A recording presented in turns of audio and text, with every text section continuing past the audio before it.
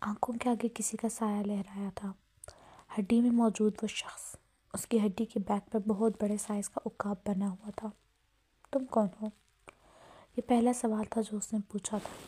میں شاہین ہوں، اور تم سے وعدہ کرتا ہوں ہر چیز کا حساب لوں گا، ایک ایک کر کے سب کو ان کے انجام تک پہنچاؤں گا۔ یہ شاہین کا وعدہ ہے تم سے۔ شاہین؟ وہ ایک جھٹکے سے اٹھ کر بیٹھی تھی، چہرہ پسینے سے شرابور تھا، اس کے سر میں ایک ٹھیس سی اٹھی تھی۔ کچھ دیر گہری گہری سانسیں لینے کے بعد اس نے خود کو نارمل کیا تھا۔ نہ جانے یہ خواب اس کی جان کیوں نہیں چھوڑتا۔ میرا بچہ اٹھ گیا؟ نائل نے کمرے میں داخل ہوتے ساتھ محبت سے پوچھا تھا۔ تانیہ اس کی آنکھوں کی ٹھنڈک تھی، اسے دیکھتے ساتھ ہی نائل کی آنکھوں میں بے تحاشا پیار امڑ آتا تھا۔ بھائی؟ نائل کو دیکھ کر اس کے لب مسکراہٹ میں ڈھلے تھے۔ آہ! اس نے اپنا ہاتھ ہلانے کی کوشش کی تھی۔ دونوں ہاتھوں پر پٹی بندھے دیکھ وانیہ کو حیرت کا شدید دھچکا لگا تھا۔ یہ سب؟ وہ اپنے ہاتھ الٹ پلٹ کر دیکھ رہی تھی۔ کچھ نہیں میری جان، بس چائے گر گئی تھی۔ نائل نے اس کے پاس بستر پر بیٹھتے اسے خود سے لگایا تھا۔ دونوں ہاتھوں پر؟ اس نے بے یقینی سے نائل کی طرف دیکھا تھا، وہ مسکرا بھی نہیں سکا تھا۔ اب وانیہ اس کی نظر اپنے پیروں پر پڑی تھی، اپنے پیروں پر آبلے دیکھ وہ تمام پر ضبط کھوئے روتی تھی۔ وانیہ، کیا ہوا میری جان؟ درد ہو رہا ہے؟ نائل نے اس کے چہرے کو اپنے ہاتھوں میں بھرتے فکرمندی سے استفسار کیا تھا۔ مجھے پھر سے دورہ پڑا تھا؟ وہ ہچکیاں لے کے رو رہی تھی۔ میں ایسی کیوں ہوں بھائی، میں ایسی کیوں ہوں؟ وانیہ میرا بچہ، پلیز چپ ہو جاؤ۔ نائل نے خود کو اس وقت بہت بے بس محسوس کیا تھا۔ مجھے کچھ بھی نہیں یاد ہے، مجھے کچھ بھی یاد کیوں نہیں رہتا؟ بہت ساری ایسی چیزیں تھیں جنہیں دیکھ کر وہ آپے سے باہر ہو جاتی تھی، پھر اس پاگل پن میں وہ خود کو ہمیشہ ہی نقصان پہنچاتی تھی۔ بھائی مجھے کچھ یاد نہیں ہے۔ سب ٹھیک ہے میری جان، ہم ڈاکٹر کے پاس چلتے ہیں، سب ٹھیک ہو جائے گا۔ کیوں جاؤں میں ڈاکٹر کے پاس؟ میں پاگل نہیں ہوں۔ نہیں ہوں یا پھر میں ہوں؟ بھائی کیا میں پاگل ہوں؟ نائل کے دل کو کچھ ہوا تھا۔ نہیں، میری وانیہ پاگل نہیں ہے۔ خبردار جو دوبارہ ایسا کہا تو۔ نائل نے سختی سے اسے خود میں بھینچا تھا، نائل کے گلے لگی، وہ نہ جانے کتنی دیر آنسو بہاتی رہی تھی۔ اس کی آنکھ سے بہتا ہر ایک آنسو سیدھا نائل کے دل پر گر رہا تھا، مگر اس معاملے میں وہ بے بس تھا۔ اس نے وانیہ کا ہر ممکن علاج کروایا تھا، دنیا کی بہترین سائیکیٹرسٹ سے علاج کروا کر وہ تھک چکا تھا، مگر وانیہ کی حالت میں کوئی بہتری نہیں آئی تھی۔ ویسے تو وہ ایک نارمل لڑکی تھی، مگر جب اسے فٹس پڑتے تھے تو وہ قابو سے باہر ہو جاتا تھا۔ ایک حادثے نے اسے ذہنی مریض بنا دیا تھا۔ کئی سال پہلے ہونے والے حادثے کو وہ بھلا نہیں پا رہی تھی۔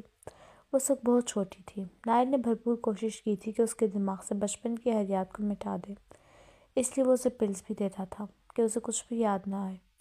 وہ اپنے مقصد میں کامیاب بھی ہو چکا تھا، مگر یہ حادثہ وانیہ کے ذہن سے نہیں نکلتا تھا۔ یہاں آ کر تمام دوائیوں کا اثر ختم ہو جاتا تھا۔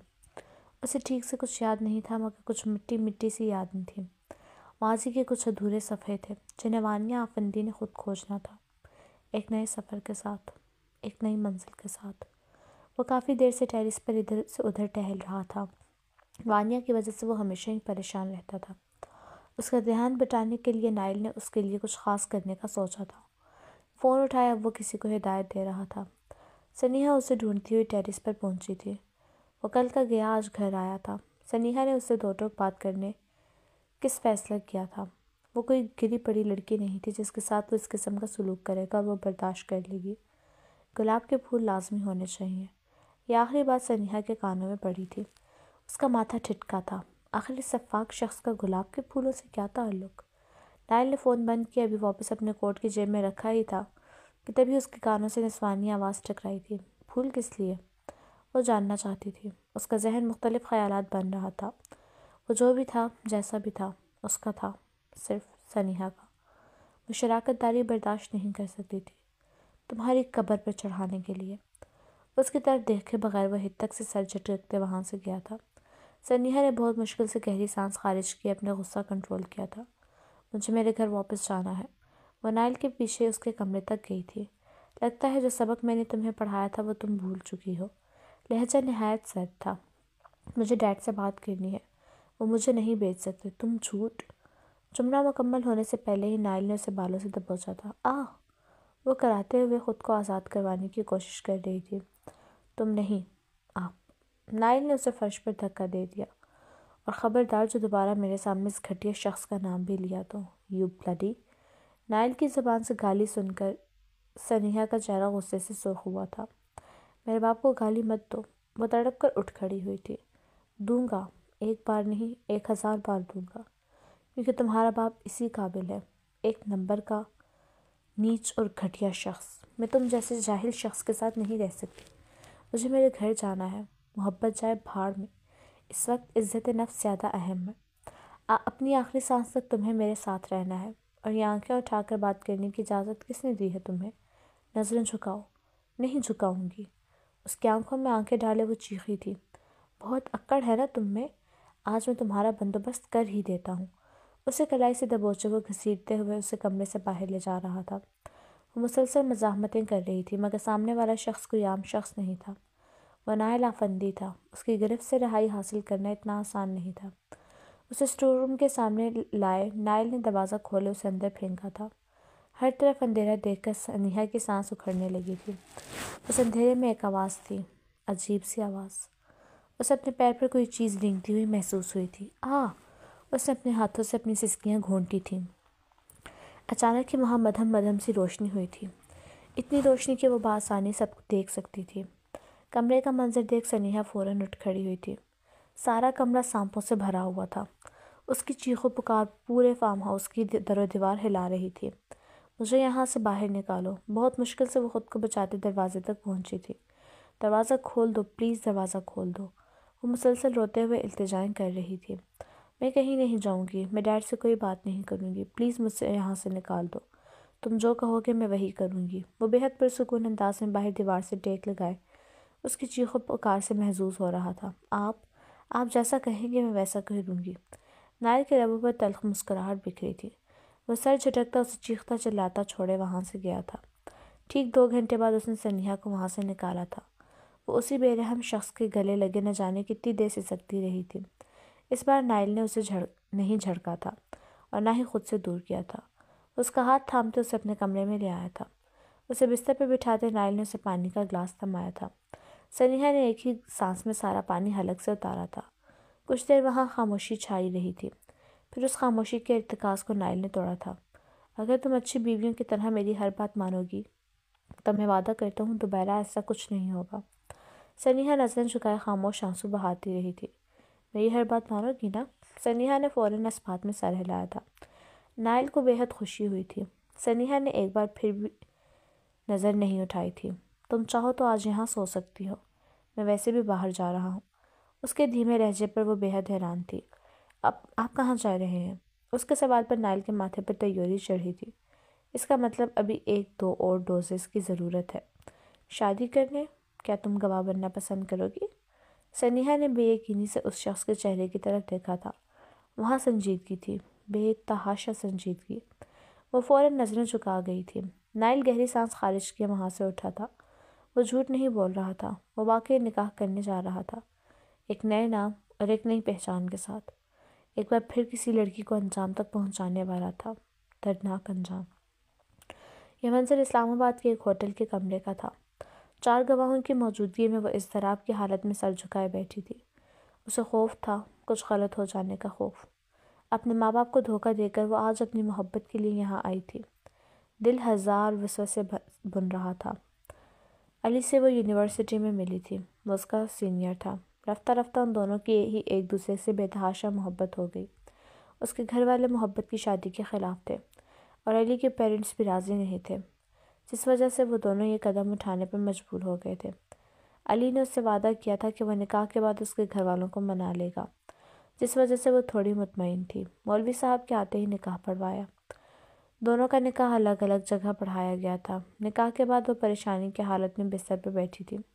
ذہن مکمل طور پر معاف تھا۔ تھوڑی دیر بعد علی کمرے میں داخل ہوا تھا۔ وہ فوراً نظریں جھکائے سیدھی ہوئی تھی۔ تم بہت خوبصورت لگ رہی ہو حلیم۔ اس کے پاس بیٹھتے علی نے محبت سے اس کا ہاتھ تھاما تھا۔ گھنی پلکوں کا بوجھ مزید بڑھ گیا تھا۔ میں بہت خوش قسمت ہوں جو آپ نے مجھے چنا، ورنہ کہاں مجھ جیسی سامری لڑکی اور کہاں آپ جیسا ہینڈسم شخص۔ اس کی شکل و صورت واجبی تھی اور علی ایک پرکشش مرد تھا۔ اسے ہمیشہ ہی یہ حیرت ہوتی تھی کہ آخر ایسا شخص کیسے ایک معمولی شکل و صورت والی لڑکی کے ساتھ محبت کر سکتا ہے؟ ایسی باتیں مت کیا کرو جانا۔ خیر چھوڑو، میں تمہیں منہ دکھائی کا تحفہ دیتا ہوں۔ اس نے اپنے کوٹ کی جیب سے ایک جیولری باکس نکال کر اس کی جانب بڑھایا تھا۔ یہ بہت خوبصورت ہے۔ اس کی آنکھیں چھلکنے لگی تھیں۔ میں پہناتا ہوں تمہیں۔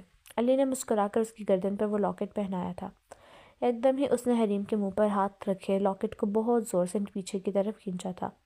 حریم کی گردن کی نس کٹ چکی تھی۔ وہ بے جان وجود کے ساتھ بستر پر ڈھہ گئی تھی۔ نائل نے اسے چیختے جانے تک کی اجازت نہیں دی تھی۔ اس لاکٹ کی چین کسی تیز دھار چاقو کی مانند تھی اور اس پر زہر بھی لگا ہوا تھا۔ اگر وہ زہر جسم کے اندر چلا جائے تو بچنا ناممکن تھا۔ اس طرح لاکٹ کو پیچھے تک کھینچنے کی وجہ سے نہ صرف اس لڑکی کی گردن کٹی تھی بلکہ زہر بھی اس کے جسم میں سرایت کر چکا تھا۔ اس کے منہ سے جھاگ نکلتا دیکھ نائل کے لبوں پر مسکراہٹ بکھری تھی۔ گردن سے خون بہہ بہہ کر سارے بستر کو بھگو رہا تھا۔ وہ 2 منٹ وہیں کھڑا یہ منظر دیکھتا رہا تھا۔ پھر وہ تنفر سے سر جھٹکتا کمرے سے باہر نکلا تھا۔ کمرے سے باہر نکلتے اس نے کسی کو میسج کیا تھا۔ ڈن۔ ایک چھوٹے سے بند کمرے میں چند لوگ بیٹھے تھے۔ کمپیوٹرز پر مختلف ریکارڈز چیک کیے جا رہے تھے۔ چیف صاحب ایک کرسی پر اضطراب کی حالت میں بیٹھے تھے۔ تبھی ان کا فون بجا تھا۔ فون پر جو خبر انہیں ملی تھی اس نے ان کا سارا سکون درہم برہم کر دیا تھا۔ نائل کہاں ہے؟ ان کے چہرے پر بلا کی سختی تھی۔ کچھ دیر بعد نائل کو فون کر کے بلایا گیا تھا۔ وہ راستے میں ہی تھا۔ 10 منٹ بعد وہ پہنچا تھا۔ آتے ساتھ ہی اس نے چیف کو سلوٹ پیش کیا۔ سر، یہ سب کا کیا ہے نائل؟ تم نے کیوں مارا اس لڑکی کو؟ وہ ہمارے لیے اہم تھی۔ وہ شدید غصے میں تھے۔ وہ تنی ہوئی گردن کے ساتھ خاموشی سے کھڑا رہا تھا۔ جواب دو نائل۔ وہ ایسے کھڑا تھا جیسے اسے کسی چیز کی کوئی پرواہ ہی نہ ہو۔ مجھے تم سے یہ امید نہیں تھی۔ انہوں نے افسوس سے سر جھٹکا تھا۔ میں جاؤں سر؟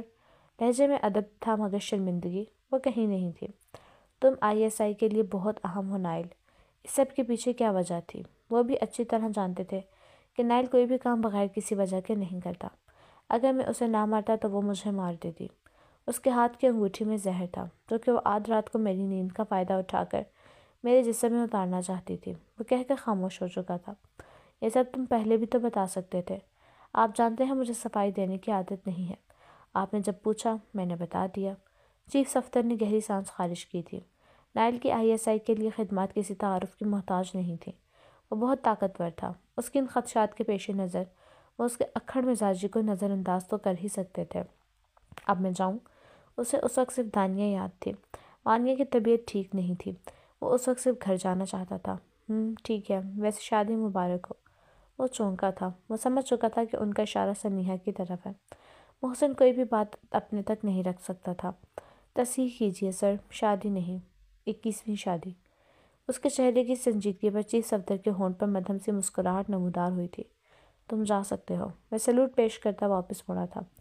وہ خاموشی سے گاڑی ڈرائیو کر رہا تھا جبکہ فرنٹ سیٹ پر بیٹھا محسن بات اسے چھیڑنے میں مصروف تھا۔ مبارک ہو، تم 20 بار بیوہ ہو چکے ہو۔ اس نے کہتے ساتھ ہی زبردست قہقہہ لگایا تھا۔ بیوہ نہیں، رنڈوا۔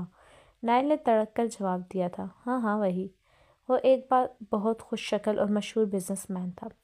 لڑکیاں اس کی اٹھتی ایک نظر کے لیے اپنی جان دینے کے لیے تیار ہو جاتی تھیں۔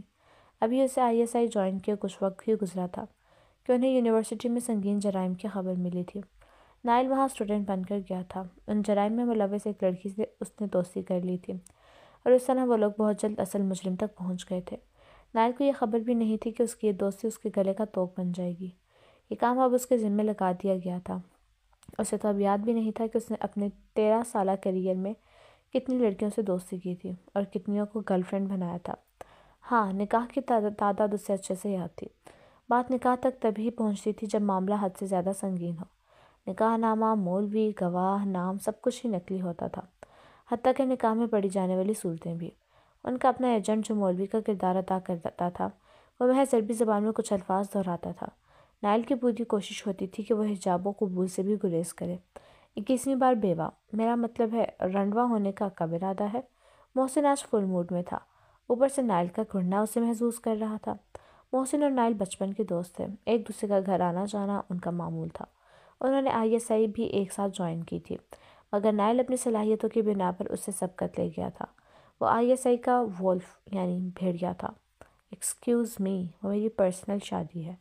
نائل نے اس کی بات کا برا مانا تھا۔ مطلب یہ کہ پرسنل اور پروفیشنل شادی میں بہت فرق ہوتا ہے۔ سنیہا سے میں نے اصلی نکاح کیا ہے۔ اوہ! محسن نے اس بات میں سر ہلائے لبوں کو گول کیا تھا۔ یعنی اسے نہیں مارنا؟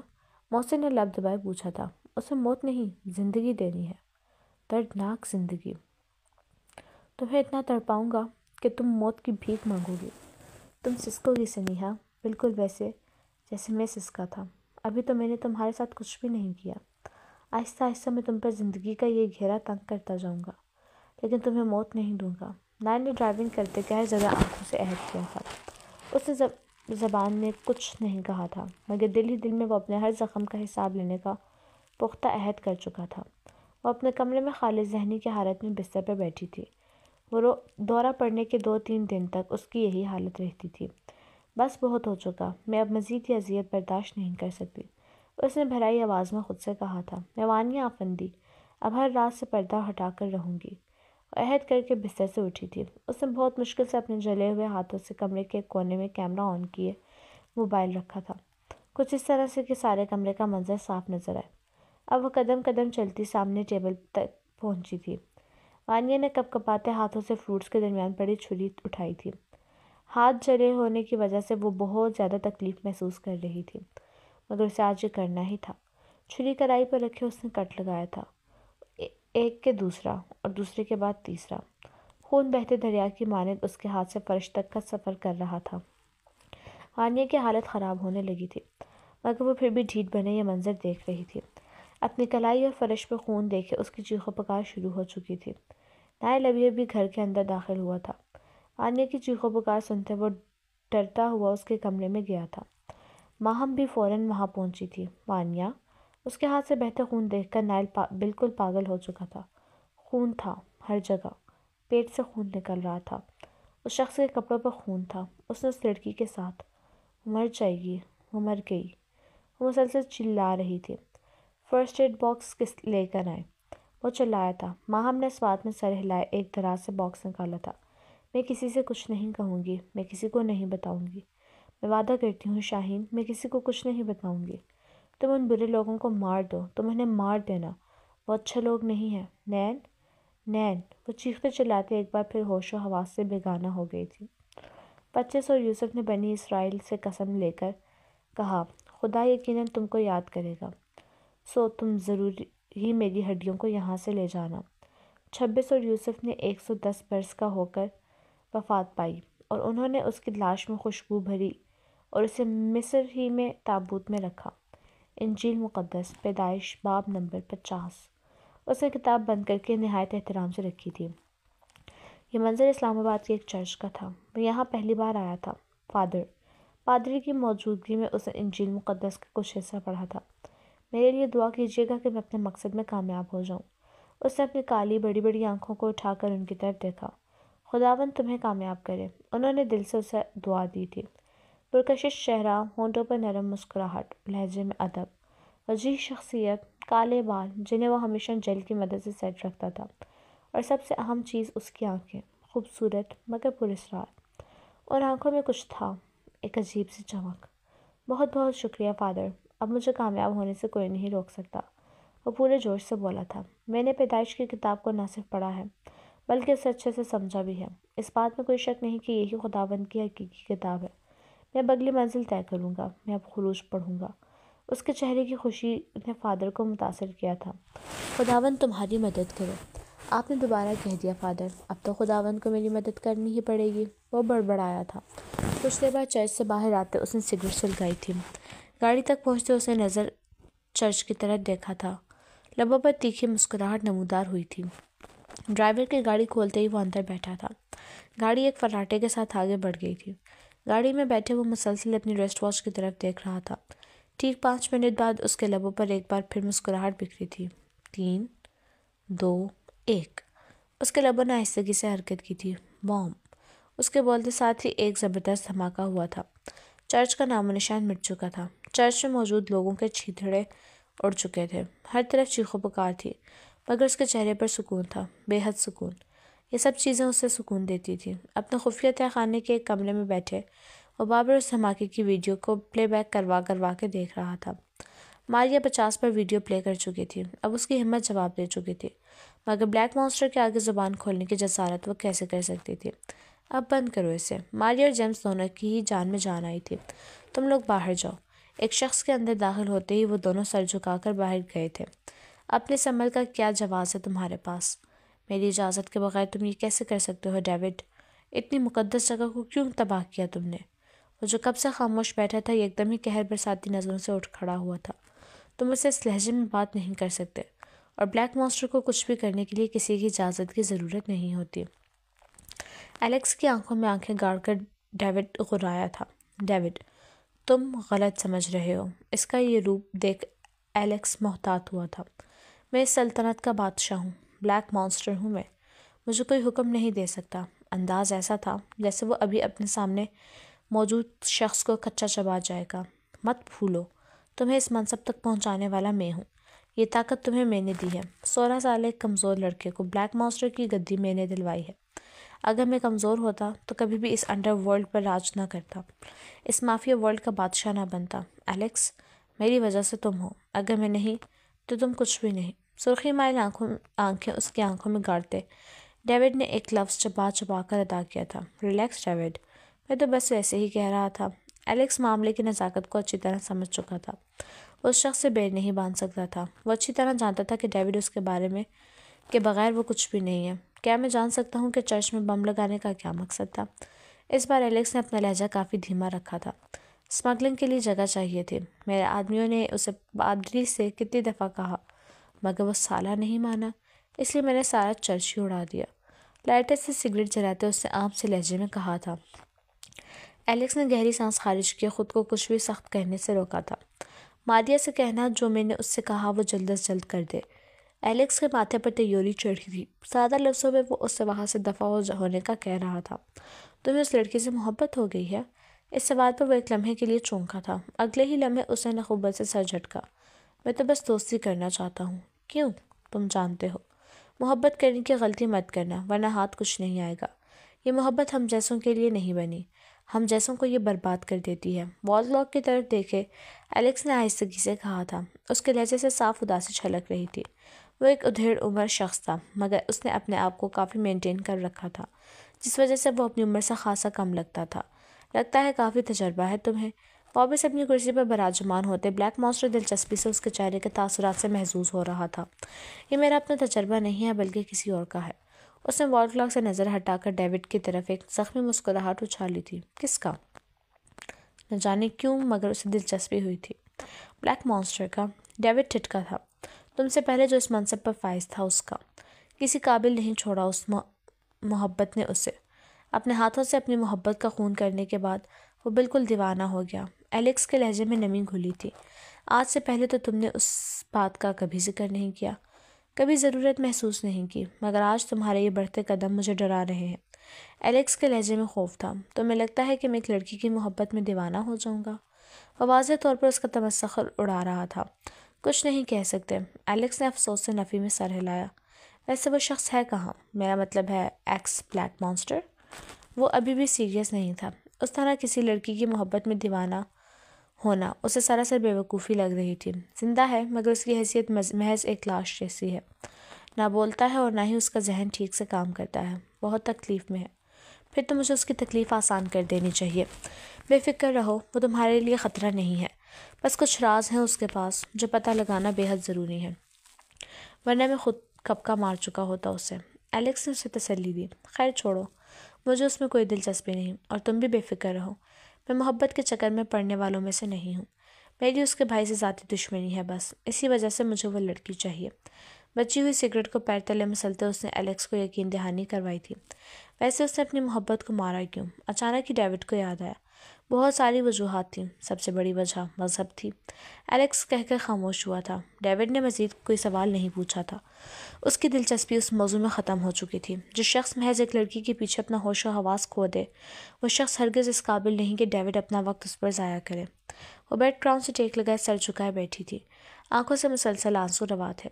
نائل اور ماہم ایک سائڈ پر کھڑے اسے ہی دیکھ رہے تھے۔ اپنی اس حرکت کی آپ کیا وضاحت دیں گے آپ؟ نائل کے چہرے پر اللہ کی سختی تھی۔ وہ خاموش آنسو بہاتی رہی۔ کچھ پوچھا ہے میں نے؟ اس کی دھاڑ پر ماہم اور وانیہ دونوں ہی سہم گئی تھیں۔ نائل تم جانتے ہو کہ اسے کچھ یاد نہیں رہتا۔ ماہم نے دبا دبا سا احتجاج کیا تھا۔ میں سب کچھ ہی اچھی طرح جانتا ہوں۔ نائل کے انداز پر وانیہ نے قرب سے آنکھیں میچی تھیں۔ میں سچ جاننا چاہتی تھی۔ اس نے آنکھیں انکار نہیں کیا تھا۔ وہ نائل سے جھوٹ نہیں بول سکتی تھی۔ جھوٹ؟ آپ محض مجھے تکلیف دینا چاہتی تھی۔ خوش ہو جائیں، آپ کامیاب ہو گئیں، میں بہت زیادہ تکلیف میں ہوں، اس نے بے بسی سے کہا تھا۔ بھائی میں ایسا سوچ بھی نہیں سکتی۔ وہ تڑپ اٹھی تھی۔ آپ کی اس حرکت پر میں آپ کو کبھی معاف نہیں کروں گا۔ منفی میں سر ہلاتا غصے سے وہاں سے گیا تھا۔ اپنے جان سے عزیز بھائی کی ناراضگی پر وہ آپے سے باہر ہو چکی تھی۔ وہ ہچکیوں کے درمیان بمشکل اس کا نام لے رہی تھی۔ ماہم نے اسے سنبھالا تھا مگر وانیہ کی حالت خراب ہوتی جا رہی تھی۔ وہ بار بار نائل کو ہی پکار رہی تھی۔ ماہم اسے حوصلہ دیے فوراً باہر کی طرف بھاگی تھی۔ Nile, Nile! اس کے دہلیز پار کرنے سے پہلے ہی ماہم نے اسے روکا تھا۔ وانیہ کی حالت ٹھیک نہیں ہے، تم پلیز اسے مجھے کچھ دیر کے لیے اکیلا چھوڑ دیں پلیز، اس نے گویا التجا کی تھی۔ مائل اسے اس طرح مت چھڑکو، تم جانتے ہو کہ وانیہ وہ حادثہ… بس کر دے پھپھو، میں مزید اس بارے میں کچھ نہیں سننا چاہتا۔ میں بھی انسان ہوں، مجھے بھی تکلیف ہوتی ہے، وہ میری بھی تو کچھ لگتی تھی نا۔ اس نے بے بسی سے نفی میں سر ہلایا۔ میں یہ بھولنا چاہتا ہوں مگر وانیہ وہ مجھے بھولنے نہیں دیتی۔ اس کے چہرے کا اضطراب اس کی بے بسی کا منہ بولتا ثبوت ہے۔ ماہم نظریں جھکائے خاموش ہو گئی تھی۔ وہ ٹھیک ہی تو کہہ رہا تھا۔ اگر وانیہ تکلیف میں تھی تو نائل بھی اذیت کا شکار تھا۔ اس دونوں بہن بھائیوں پر ہی قسمت نے بے تحاشا ستم ڈھائے تھے۔ فرق صرف اتنا تھا کہ وانیہ چیخ چلا کر اپنے غم کو ہلکا کر لیتی تھی مگر نائل وہ اندر ہی اندر کڑ رہا تھا۔ تپتی دھوپ میں وہ قبرستان میں موجود ایک قبر کے پاس بیٹھا تھا۔ ہر طرف سکوت تھا مگر پھر بھی ایک عجیب سا خوف تھا۔ وجہ شاید وہ جگہ تھی۔ نائل کی زبان بھی ساکت تھی مگر اس کے دل میں ایک شور تھا۔ قبر کی مٹی پر ہاتھ پھیرتے اس کی آنکھوں سے ایک آنسو گرا تھا۔ وانیہ کہتی ہے کہ 4 لوگ تھے۔ اس کے لب آہستگی سے ہلے تھے۔ ان میں سے ایک نے آپ کے ساتھ… اس کے گلے میں کانٹے چبھے تھے، لب نیموا ہوئے تھے۔ وہ کچھ کہنا چاہتا تھا مگر زبان جیسے تالو سے چپک گئی تھی۔ میں نہیں جانتا کہ وہ لوگ کون تھے مگر میں وعدہ کرتا ہوں ہر ایک شخص کو ڈھونڈ کر اس کے انجام تک پہنچا کر رہوں گا۔ اچانک ہی اس کی آنکھوں میں لال خراشیں واضح ہوئی تھیں اور اس شخص کو بھی جس نے آپ کو گولی ماری تھی۔ وہ عہد کرتا اٹھا تھا۔ وہ بستر پر بیٹھی مسلسل آنسو بہا رہی تھی۔ نائل کی ناراضگی سے وانیہ کی جان پر بن آئی تھی۔ ماہم کب سے اسے تسلیاں دے رہی تھی مگر اس کے آنسو تھمنے کا نام ہی نہیں لے رہے تھے۔ جب اس کی ناراضگی کی اتنی پرواہ ہے تو کیوں کی یہ حرکت؟ ماہم کو بھی اس کی حرکت پر بہت غصہ آیا۔ تمہیں پتہ ہے کتنا پریشان رہتا ہے وہ تمہارے لیے، اور ایک تم ہو۔ ماہم کی بات سے اس کی ہچکیوں میں مزید اضافہ ہوا تھا۔ میں دوبارہ ایسا نہیں کروں گی، آپ بھائی سے کہیں نا کہ پلیز مجھے معاف کر دیں۔ اس نے ماہم کا ہاتھ پکڑے التجا کی تھی۔ زیادہ دیر ناراض نہیں رہ سکتا وہ تم سے، گھر آئے گا تو منا لینا مگر تمہیں وعدہ کرنا ہوگا کہ دوبارہ ایسی کوئی حرکت نہیں کرو گی۔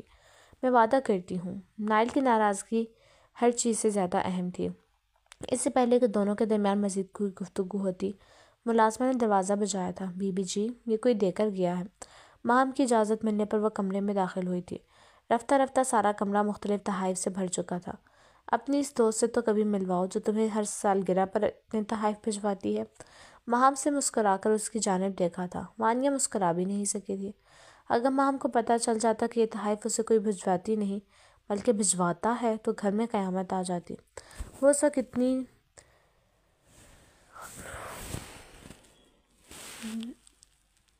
کہ ان تحائف کے بارے میں اسے یاد ہی نہیں تھا، ورنہ ہر سال تو وہ بے صبری سے ان تحائف کا انتظار کرتی تھی۔ ماہم کے جانے کے بعد وانیہ نے فوراً اٹھ کر دروازہ بند کیا تھا۔ اب وہ مسلسل تحائف کو الٹ پلٹ کر دیکھ رہی تھی۔ اس کی نظریں متلاشی تھیں مگر اس بار اسے وہ نہیں ملا تھا جس کی وہ تلاش کر رہی تھی۔ وہ مایوس ہو کر واپس بستر پر بیٹھی تھی۔ پھر اچانک ہی اس کی نظر بکے پر پڑی تھی۔ آنکھوں میں چمک نمودار ہوئی تھی۔ یہاں دیکھنا تو وہ بھول ہی گئی تھی۔ بہت ڈھونڈنے پر اسے پھولوں کے اندر موجود وہ خط مل ہی گیا تھا۔ خط اس طرح سے رکھا گیا تھا کہ اس کے علاوہ کوئی اور اس خط تک نہ پہنچ سکے۔ لفافے میں سے بھی خط نکالے اس نے بے چینی سے خط کھولا تھا۔ بستر پر بیٹھے اس نے خط پڑھنا شروع کیا تھا۔ اس سب میں وہ اپنا ہر درد ہر تکلیف بھول چکی تھی۔ تیرے ہجر میں ہم نے صدیاں کاٹیں، تیرے عشق میں ہم دیوانے ہوئے۔ ہم کیا پڑھیں تیرے حسن کے قصیدے، تو سراپا لطافت ہے۔ تیری گھنی زلفیں، تیرے گلابی ہونٹ، تیری نشہ آور آنکھیں، تیرا چاند سا چہرہ، ہر چیز ہی ہے قابل ستائش۔ مگر ہمارا دل تو تیری تھوڑی کی ایک دل پر فنا ہے۔ وانیہ نے بے اختیاری میں اپنی تھوڑی کے دل کو چھوا تھا۔ اس کے چہرے پر مسکراہٹ بکھ رہی تھی اور گھنی پلکوں کا بوجھ مزید بڑھا تھا۔ وہ اسے اپنے بہت قریب محسوس کر رہی تھی۔ فوراً ہی سر جھٹکتے اس نے واپس خط کھولا تھا۔ کیسی ہو؟ وانیہ کے لب اس کی لکھی ہوئی تحریر دہرا رہے تھے۔ بہت زیادہ ناراض؟ اس کے دل نے فوراً جواب دیا تھا۔ میں جانتا ہوں کہ تم مجھ سے ناراض ہو۔ وانیہ کی آنکھیں حیرت سے پھیلی تھیں۔ تھوڑا مصروف تھا، بس اسی وجہ سے لیٹ ہو گیا۔ وانیہ مدھم سے مسکرائی تھی۔ ہیپی برتھ ڈے مائی لو۔ وانیہ کا چہرہ شرم سے گلابی ہوا تھا۔ لیکن ایک شکایت بھی ہے مجھے تم سے۔ وانیہ کے چہرے کی مسکراہٹ فوراً سمٹی تھی۔ تم نے کیوں خود کو نقصان پہنچایا؟ وانیہ نے لاشعوری طور پر ارد گرد دیکھا تھا۔ میں وہاں نہیں ہوں وانیہ، مگر میں پھر بھی تمہارے قریب ہوں، بہت قریب۔ وہ وہاں نہیں تھا، مگر وانیہ اس کی لکھائی سے ہی اس کے چہرے کے سخت تاثرات کا اندازہ لگا سکتی تھی۔ تم صرف میری ہو وانیہ، دوبارہ خود کو تکلیف پہنچانے کا سوچنا بھی مت۔ وانیہ منہ بسور گئی تھی۔ اس کی سالگرہ پر بھی اسے سب سے ڈانٹ ہی پڑ رہی تھی۔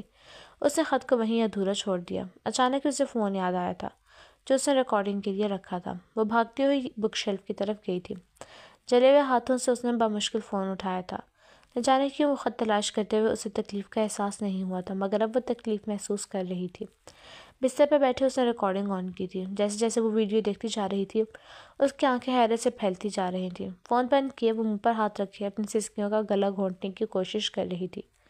کیا یہ وہ خود تھی؟ آخر کس طرح نائل اور ماہم اسے سنبھالتے ہوں گے؟ کچھ دیر رونے کے بعد اس نے ہمت جمع کر کے ایک بار پھر فون اٹھایا۔ اب وہ ویڈیو کو روک روک کر دیکھ رہی تھی۔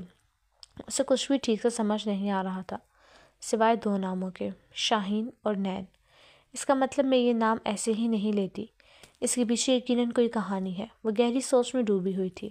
ماہم اور نائل تو اسے کبھی کچھ نہیں بتانے والے تھے، مگر ایک شخص ایسا تھا جو اسے سب بتا سکتا تھا، شاہین۔ اس کے لب مسکراہٹ میں ڈھلے تھے۔ کچھ دنوں بعد وانیہ کا رو رو کا برا حال تھا، جس وجہ سے نائل کو اسے معاف کرنا ہی پڑا تھا۔ وہ اسے ناراض رہ ہی نہیں سکتا تھا۔ بس اس وقت وہ کافی غصے میں تھا۔ گھر کے تمام مکین ڈائننگ ٹیبل پر بیٹھے کھانا کھانے میں مصروف تھے۔ تیاری کر لی آپ نے؟ کس چیز کی تیاری؟ وانیہ حیران ہوئی تھی۔ یونیورسٹی جانے کی، کل سے کلاسز سٹارٹ ہے نا؟ نائل نے سرسری سے انداز میں کہا تھا جب وانیہ کو تو سانپ ہی سونگھ گیا۔ مگر میں نے تو پڑھ لیا ہے نا، ابھی کہاں میرا بچہ، صرف 2 ہی تو سیمسٹر پاس کیے ہیں آپ نے۔ نائل نے پیار سے اس کے گال کو چھوا تھا، وہ بھی رو رو کر۔ ماہم نے اس گفتگو میں اپنا حصہ ڈالنا ضروری سمجھا۔ یہ زیادتی ہے بھائی، آپ نے کہا تھا کہ بس یہ آخری سیمسٹر ہے۔ وہ احتجاج پر اتر آئی تھی، اور احتجاج جائز بھی تھا، کیونکہ نائل نے اسے ہر بار کی طرح یہی کہا تھا کہ بس اس دفعہ پاس ہو جاؤ، پھر پڑھائی چھوڑ دینا۔ میری جان، یہ والا پکا آخری ہے۔ نائل نے چہرے پر سنجیدگی سے جائے اسے یقین دلانے کی بھرپور کوشش کی۔ جھوٹ، پہلے آپ نے کہا تھا کہ میٹرک کر لو پھر آگے مت پڑھنا۔ میں نے اتنی مشکل سے پڑھ پڑھ کر امتحان پاس کیے، اور آپ نے میرا داخلہ کالج میں کرا دیا، پھر اس کے بعد یونیورسٹی میں۔ اب بس ہو گئی ہے میری، مزید نہیں پڑھ سکتی میں۔ وہ دنیا کا ہر کام خوشی خوشی کر سکتی تھی، مگر پڑھائی سے وہ ہمیشہ ہی چراتی تھی۔ پڑھنا نہیں ہے تو پھر کیا کرنا ہے؟ نائل نے دھیمے لہجے میں استفسار کیا تھا۔ شادی کرنی ہے۔ دل زور و شور سے جواب دینے کو بےتاب تھا، مگر زبان سے الفاظ ادا کرنے کی ہمت اس میں نہیں تھی۔ ٹھیک ہے، میں چلی جاؤں گی یونی، مگر میری ایک شرط ہے۔ کیسی شرط؟ آپ کو شادی کرنی ہوگی۔ نائل کی شادی کے بعد ہی تو اس کا نمبر آنا تھا، مگر یہ بات اس کے گھر والوں کو کون سمجھائے؟ میری شادی کا آپ کی پڑھائی سے کیا تعلق؟ وہ اچھا خاصا جھنجھلایا تھا۔ تعلق ہے، اور بہت گہرا تعلق ہے۔ وہ ضد پر اڑ گئی تھی۔ کوئی تعلق نہیں ہے، اور آپ کل یونیورسٹی جا رہی ہیں۔ نائل کے سخت لہجے پر وہ محتاط ہوئی تھی۔ ٹھیک ہے، مت کریں شادی، گھر بیٹھے بیٹھے بوڑھے ہوتے رہیں۔ میری ایک اور شرط ہے، ایسے نہیں تو ویسے سے ہی، مگر اسے اپنا کام تو کروانا ہی تھا۔ ان دونوں بہن بھائیوں کی نوک جھوک سے ماہم بیزار ہو گئی تھی، لہٰذا وہ اٹھ کر اپنے کمرے کی جانب چلی گئی۔ کیسی شرط؟ نائل نے گہری سانس خارج کرتے پوچھا تھا۔ آج رات کو مجھے اپنی فرینڈز کے ساتھ پارٹی میں جانا ہے، آپ منع نہیں کریں گے؟ پلیز بھائی، آپ جتنے گارڈز کہیں گے میں ساتھ لے جانے کو تیار ہوں، اور ثانیہ بھی تو میرے ساتھ ہوگی نا؟ نائل کے کچھ کہنے سے پہلے ہی اس نے مضبوط دلیل پیش کی۔ آپ کو اگر کہیں گھومنے جانا ہے تو میں لے جاتا ہوں۔ وہ اسے رات کے وقت کیسے اکیلے جانے دے سکتا تھا؟ ٹھیک ہے بھائی، میں کہیں نہیں جاتی، ویسے بھی میں تو ہوں ہی پاگل، اور آپ لوگوں پر بوجھ، بس مجھے کسی پاگل خانے میں چھوڑنا ہے۔ بہت کوشش کرنے کے بعد آخرکار اس کی آنکھ سے 2 موٹے موٹے آنسو بہہ ہی گئے تھے۔ وانیہ؟ نائل تو اس کی بات اور اس کے آنسو دیکھ کر فوراً ہی تڑپ اٹھا تھا۔ لوگوں کو دردناک موت دینے والا، اس کی چیخو پکار کو کسی کھاتے میں نہ لانے والا، مرد آج اپنی بہن کے ایک جھوٹے آنسو پر تڑپ رہا تھا۔ اس نے ایسا سوچا بھی کیسے؟ آپ نے یہ کیوں کہا؟ نائل کے کہنے میں بے بسی ہی بے بسی تھی۔ ٹھیک ہے، چلی جائیں۔ اس نے ہار مانی تھی۔ مانیہ کے دل میں ایک سکون سا اترا تھا۔ پارٹی تو صرف ایک بہانہ تھا، اصل میں تو اسے شاہین سے ملنا تھا۔ تانیہ بہت تیز ڈرائیو کرتے ہوئے گاڑی کو مختلف پیچ و خم دیے سڑکوں سے گزار رہی تھی۔ یہ تم کیا کر رہی ہو وانیہ؟ عائزہ کو ملک الموت سامنے نظر آ رہا تھا۔ گارڈ سے ثانیہ کو چکمہ دینا وانیہ کے لیے کوئی بڑی بات نہیں تھی۔ وہ اس کام میں ماہر تھی۔ وہ اچھی طرح جانتی تھی کہ اس حرکت کے بعد اس پر پابندیاں مزید بڑھ جائیں گی، مگر اسے اس سب کی پرواہ ہی نہیں تھی۔ وہ اب اس ماحول کی عادی ہو گئی تھی۔ شاہین کو بلا رہی ہوں۔ وانیہ نے تیکھی مسکراہٹ چہرے پر سجائے گاڑی کی سپیڈ فل کر دی تھی۔ یہ تم شاہین کو بلا رہی ہو یا ملک الموت کو؟ میں جب مصیبت میں ہوتی ہوں وہ مجھے بچانے ضرور آتا ہے۔ اسے یقین تھا کہ وہ آج بھی آئے گا۔ یہ اصل زندگی ہے، کوئی ناول یا ڈرامہ نہیں۔ جو تمہارا ہیرو تمہیں بچانے آ جائے گا۔ اور چلو فرض کرو ایسا ہے بھی تو میں اس رسک پر اپنی جان خطرے میں نہیں ڈال سکتی۔ عائزہ کو اس پاگل لڑکی کے ارادے بالکل بھی ٹھیک نہیں لگ رہے تھے۔ وانیہ افندی نام ہے میرا، جو ایک بار ٹھان لیتی ہوں وہ کر کے رہتی ہوں۔ سنسان سڑک کے ایک یو ٹرن پر اس نے گاڑی موڑی تھی۔ وہ بیلنس مینٹین نہیں رکھ سکی تھی۔ سامنے موجود ایک بہت بڑے سائز کے پیڑ سے گاڑی ٹکرا گئی تھی۔ وانیہ کا سر اسٹیئرنگ سے ٹکرایا تھا۔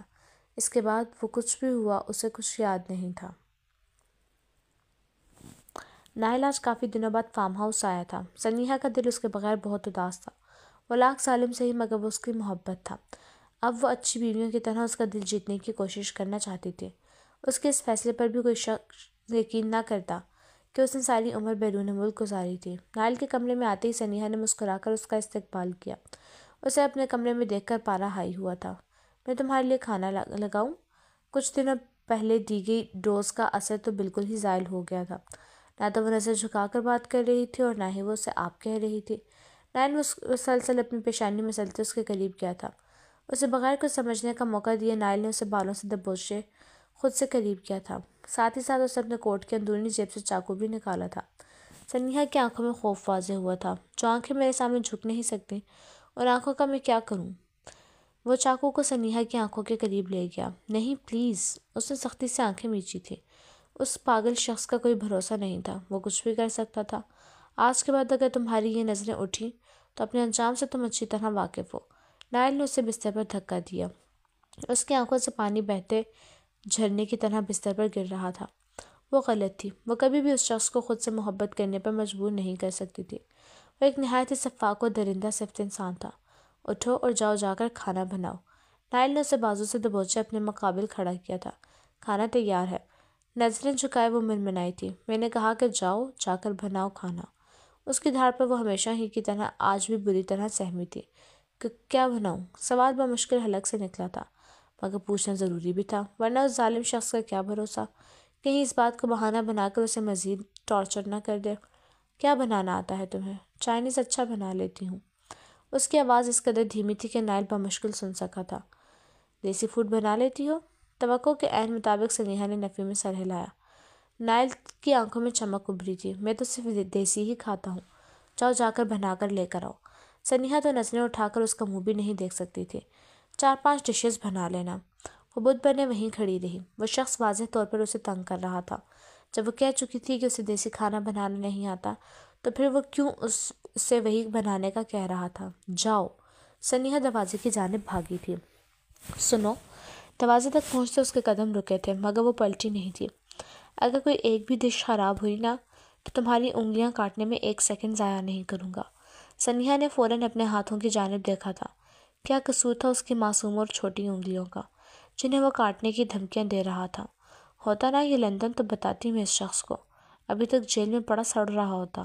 کچن میں آتے ہی وہ اپنی بھڑاس نکال رہی تھی۔ نائل کے سامنے تو کچھ بولنے کی ہمت نہیں تھی اس میں، مگر کم از کم وہ اکیلے میں تو اپنا غصہ نکال ہی سکتی تھی۔ 2 گھنٹے کی انتھک محنت کے بعد اس نے کھانا تیار کر ہی لیا تھا۔ نائل کے ڈائننگ ٹیبل پر بیٹھتے ہی اس نے کھانا لگایا تھا۔ اپنے سامنے چائنیز فوڈ دیکھ کر نائل کے ماتھے پر تیوری چڑھی تھی۔ میں نے دیسی بنانے کی کوشش کی تھی، مگر وہ کچھ اور ہی بن گیا۔ اس سے تقریباً 10 قدم کی دوری پر کھڑے ہوتے سنیہا نے آہستگی سے کہا تھا۔ اس کی خراب قسمت تو وہ نظریں اٹھا کر اس شخص کا چہرے کے تاثرات بھی نہیں دیکھ سکتی تھی۔ کہاں ہے دیسی فوڈ؟ اس کی آواز سے اس کے چہرے کے تاثرات کا اندازہ لگانا بے حد مشکل تھا۔ سنیہا کا دل چاہا کہ ایک چور نگاہ تو اس پر ڈال ہی لے، مگر پھر اپنی معصوم اور بے گناہ آنکھوں کا سوچ کر اس نے اپنا ارادہ نہ صرف ترک کیا تھا بلکہ اپنے دل کو بری طرح ڈپٹا بھی تھا۔ سنیہا چھوٹے چھوٹے قدم اٹھاتی اس کے قریب گئی تھی، مگر تھوڑا فاصلہ اب بھی برقرار تھا تاکہ ضرورت پڑنے پر وہ وہاں سے آسانی سے بھاگ سکے۔ ہائے اس کی خراب قسمت، اس نے بھاگ کر جانا ہی کہاں تھا۔ خیر دل تو معصوم تھا، اپنی حفاظت کے لیے کچھ سوچنا تو تھا نا اس نے اب ایک برتن کے اوپر سے ڈھکن ہٹایا تھا، پھر دوسرے اور پھر تیسرے۔ کھانے کی حالت دیکھ نائل کے لبوں پر مسکراہٹ بکھری تھی۔ نہ جانے اس لڑکی نے کیا بنایا تھا، کم از کم وہ دیسی کھانا تو ہرگز نہیں تھا، بلکہ وہ کھانا بھی نہیں تھا۔ آج چائنیز سے کام چلا لیتے ہیں، مگر اگلے 2 دن میں تمہیں دیسی فوڈ بنانا سیکھنا ہے۔ سنیہا کے کندھوں سے جیسے بوجھ اترا تھا۔ اس نے اللہ کا لاکھ شکر ادا کیا کہ آج وہ بچ گئی تھی۔ آؤ بیٹھو۔ یہ آواز نہیں تھی، یہ صحت تھا جو سنیہا کے دل و دماغ پر طاری ہوا تھا۔ اس کے دل نے بیٹ مس کی تھی۔ اس کا شوہر اتنا بھی برا نہیں تھا۔ سنیہا کرسی گھسیٹتے اس کے پاس بیٹھی تھی۔ اس نے ابھی اپنی پلیٹ اٹھائی ہی تھی کہ نائل کی آواز اس کے کانوں میں گونجی تھی۔ بیٹھنے کا کہا ہے، کھانا کھانے کا نہیں۔ سنیہا کا ہاتھ وہیں رک گیا۔ ہمارے ہاں جب تک گھر کے مرد کھانا نہیں کھاتے تب تک گھر کی عورتوں کو پانی پینے کی بھی اجازت نہیں ہوتی۔ سنیہا کا دماغ بھگ سے اڑا تھا۔ یہ کیسی ثقافت تھی؟ اس بارے میں تو وہ کچھ بھی نہیں جانتی تھی۔ اس نے نہ صرف پلیٹ واپس رکھی تھی بلکہ اپنی رائے بھی نائل کے بارے میں تبدیل کر لی تھی۔ اس کا شوہر حد سے زیادہ برا تھا، بالکل کڑوے کریلے جیسا۔ کڑوا کریلا، وہ دل ہی دل میں اس کا نام سوچ کر خوش ہوئی تھی۔ آخرکار وہ اسے نیا نام دینے میں کامیاب ہو گئی تھی۔ نائل نے خاموشی سے کھانا کھایا تھا۔ نہ تو اس نے کھانے میں کوئی مین میخ نکالا تھا اور نہ ہی اس نے قابل ستائش جملہ کہا تھا۔ سنیہا اس خاموشی پر راضی تھی، بلکہ بے حد خوش تھی۔ وہ کھانا کھا کر فارغ ہوا تو اس کا فون بجا تھا۔ فون اٹھاتے ہی اس کے چہرے پر اضطراب چھایا تھا۔ وانیا! وہ فوراً ہی اٹھ کر وہاں سے بھاگا تھا۔ اس کے چہرے پر اس قدر فکرمندی دیکھ سنیہا بھی پریشان ہو گئی تھی۔ اس سے کچھ کہنے پوچھنے کا تو فائدہ تھا نہیں۔ آخری چیز جو اس کے دماغ میں کھٹکی تھی وہ ایک لڑکی کا نام تھا، وانیا۔ سنیہا کے لبوں نے حرکت کی تھی۔ اس کا ذہن اب مختلف خیالات بن رہا تھا۔ کہیں نائل کے اس رویے کے پیچھے کوئی لڑکی نہیں تو نہیں؟ سنیہا نے فوراً ہی سر جھٹکا تھا۔ نہیں نہیں، ایسا کچھ نہیں ہے۔ اس نے خود کو تسلی دی تھی۔ وہ اس ہرجائی کا ہر ستم برداشت کر سکتی تھی، مگر شراکت داری اس کی برداشت سے باہر تھی۔